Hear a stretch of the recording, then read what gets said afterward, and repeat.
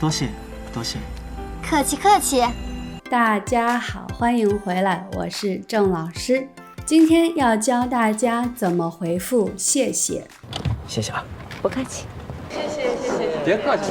哦，是的，不客气，别客气是最常用的回复，但是有时候不客气，别客气不是最好的回复，所以我们今天来看看吧。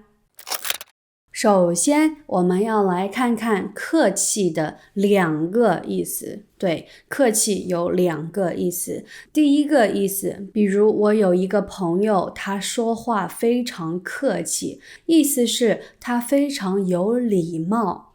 那如果有一个人说话做事很不客气，就是他很不礼貌，这是不好的。我们应该说话做事都很客气，很有礼貌。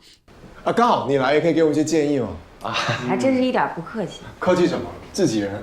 客气的第二个意思，比如你是客人，你去朋友家吃饭，客人很客气，你和你的朋友还有朋友的家人的心理距离大概这么远那你的朋友和朋友的家人可能对你说不要客气，不要客气，意思是他们希望你像在家里一样随意一点，放松一点，随便做随便吃希望你们的心理距离能够近一点，不是说希望你不要有礼貌，希望你很粗俗，不是这个意思。那谢谢不客气，这个不客气的意思更多是第二个意思，就是希望你能够随意一点，不要这么客气，不要那么正式，跟我的心理距离能够近一点。随便吃随便喝，别客气啊！来，哎呀，别端着，随便吃随便喝啊哈。好，那知道了客气的意思，我们来看一看，除了不客气、别客气，我们还可以用什么方式来回答谢谢？好，我们先看一下不正式的表达。朋友感谢你的时候，你可以怎么回复？第一个，不用谢，不用谢，谢谢，不用谢，不需要谢我，我们是朋友，我们的关系很好，不用谢我。谢谢你啊，卢克。不用谢。第二个很有意思，别人说谢谢你，你也说谢谢你。比如，谢谢你来参加我女儿的生日趴。谢谢你们邀请我们。这里要强调你，谢谢你，谢谢你，是要谢谢你，不是谢谢我。第三个，客气了，或者客气客气，客气了，或者客气客气，意思是你谢我是你太客气了，不用那么客气。多谢，多谢。客气客气。你看，别人谢你的时候，你可以说不客气，别客气，你也可以说客气了，客气客气，有意思吧？李哥，谢谢你。客气了。好，第四个，没事儿，没事儿，意思是我没做什么，只是帮了一个很小的忙，没事儿。也许其实不是一个小忙，也许是一个大忙，也许花了很长时间帮了一个忙，但是说的时候还是会说没事儿，没事儿。谢谢师哥。没事。谢谢师哥。没事。第五个是一个成语，让你听上去很有学问，举手之劳，举手之劳，举手劳动，举手是一件很容易的事，所以它的意思是我没有花费太多功夫来帮你，对我来说这个忙很简单。比如谢谢你帮我买咖啡，举手之劳，我本来也要给自己买。还没好好谢谢你呢。哪里，举手之劳而已，我没做什么。下一个，朋友们互相帮忙，朋友们互相帮忙。请注意，跟很熟悉、很好的朋友一般不会这么说。为什么呢？不然你的好朋友会觉得，我们只是普通朋友，你还要强调朋友嘛，互相帮忙。如果是非常好的朋友，那默认就是会互相帮忙，不需要强调，不需要说出来的，一说出来就显得你们的关系没有那么好了。所以这个是跟关系比较一般的朋友或者刚认识的新朋友会这么说。比如哇，谢谢你帮我照顾小狗。朋友嘛，互相帮忙。朋友嘛，就应该互相帮助嘛。第7个，以后有什么需要随时找我。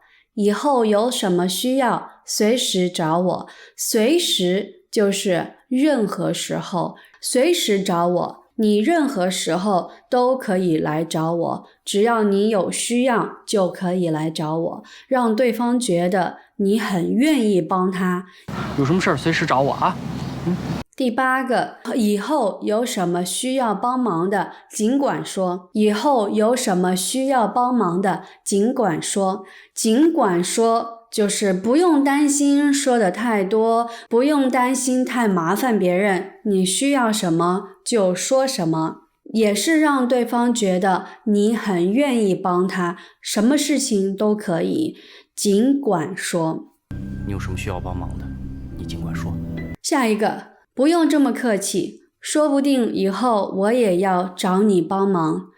不用这么客气，说不定以后我也要找你帮忙。这个也很常用，你帮了别人忙，别人很感谢你，可能也会因为花了你的时间觉得不好意思。那你说不定以后我也要找你帮忙，就让他觉得他也有机会帮你。人就是这样，一方一直付出，另一方就会有压力。所以如果你能让另一方看到，我也有机会帮你，会让他感觉好一些。